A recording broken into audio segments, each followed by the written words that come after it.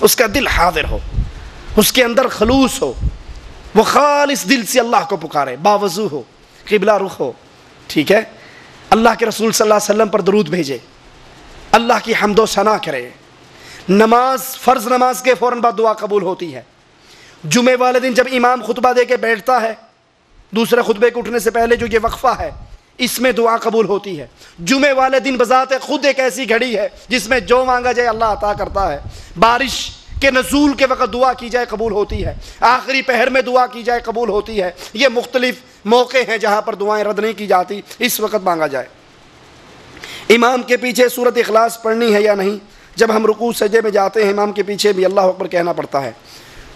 امام اس لیے بنایا گیا اس کی اقتداء کی جائے، جب وہ اللہ اکبر کہہ کے رکوع میں جائے تو آپ نے دل میں اللہ اکبر کہنا ہے سجدے میں جاتے ہوئے۔ اور رہا سورۃ اخلاص تو سری جو نماز ہے، مثلا ظہر کی، عصر کی، ان نمازوں میں پہلی 2 رکعتوں میں فاتحہ بھی پڑھیں اور ساتھ کوئی اور سورہ اخلاص ملانا چاہیں یا کوئی اور سورت ملانا چاہیں تو درست ہے۔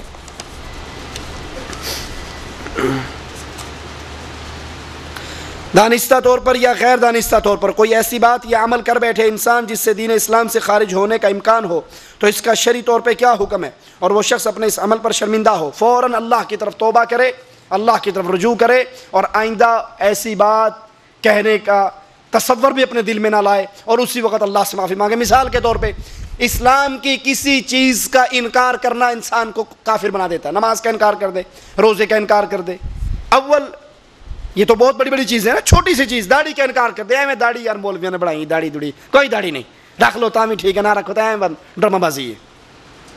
ایک ہے داڑھی شیو کرتا ہے اور ڈرتا ہے کہ یار میں غلطی کرتا ہوں، اللہ مجھے معاف کر دے، اللہ مجھے ہدایت دے، یہ تو گناہ گار ہے۔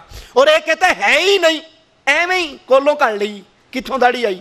تو یہ اسلام کی ایک چیز کا انکار کر کے، رسول کی سنت کا انکار کر کے اسلام سے خارج ہو رہا ہے۔ یا مذاق اڑاتا ہے اسلام کا، پردہ، اب اسلام کا حکم ہے، واجب ہے، امر ہے، اگر کوئی پردے کا مذاق اڑائے، ایویں پردہ لئی پھردے نے، دل دا پردہ ہونا چاہیے، آنکھ چ حیا ہونی چاہیے، چہرہ چورا چھپانا کوئی شے نہیں، آنکھ دا پردہ، دل دا پردہ۔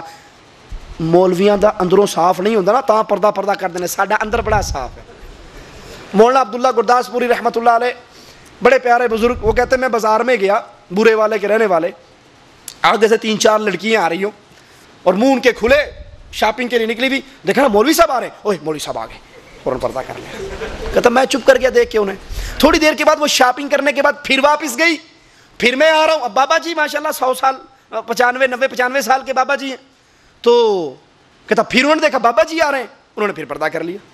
بابا جی نے قریب آ کے اس کی بازو پکڑ لی، کہنے لگے تیے بیٹی اس سارے بازار میں سب سے بڑا بدماش میں ہی رہ گیا ہوں، تو مجھے دیکھ کے پردہ کرتی، باقی ساروں کو منہ دکھاتی پھرتی ہے، ٹھیک ہے؟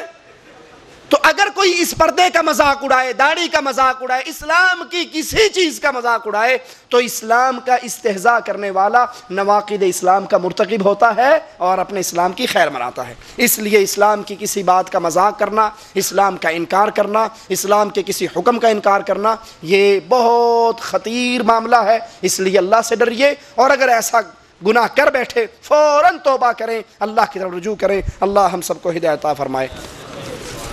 جی مشرک ہے، وہ شرک تو کرتا ہے ہاں، لیکن یہ ہے کہ وہ مشکوک یہ ہو، کچھ یہ نہیں ہو، اس کو دین کیا ہے؟ مشکوک ہے، ہاں، جس بندے کا حال آپ کو پتہ نہیں اس کے پیچھے تو پڑھ سکتے ہیں، لیکن جس کے شرک کے بارے میں آپ کو کنفرم یقین ہے یہ بندہ مشرک ہے، اس نے اپنے گھر پہ یا علی مدد کی سینری لگائی ہوئی ہے، یہ ہر میلے عرس پہ جاتا ہے، ٹھیک ہے، تو ایسے بندے کے پیچھے نماز نہیں ہو سکتی جو شرک کرتا ہے۔